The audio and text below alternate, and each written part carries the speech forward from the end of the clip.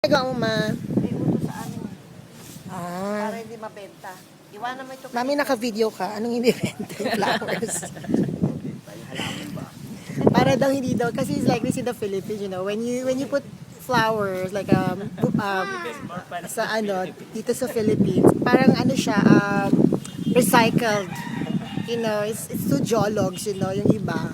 Para makatipid, kinukuha nila yung flowers ng flowers ng ibang puntod, diba? It's only in the Philippines you can do that. Ay, kagaya, iniwanan na. Katulad no, sa likod ko, baka merong mga later wala na yan. So gano'n. Kaya ginagawa ng mami ko ganyan.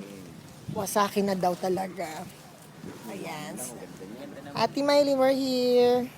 CJ's in Davao now. AA tomorrow daw siya. So he was not able to make it today. English. O lobat na daw. Okay, ang hirap kasi ng iPhone, mabilis malobat. So, yun lang, that's all folks. I'm here, Francine Ferro. So if you like all my videos, please subscribe and like it as well. Thank you. I'm here in Centennial Gardens Memorial Park here in Santa Rosa. Bye for now.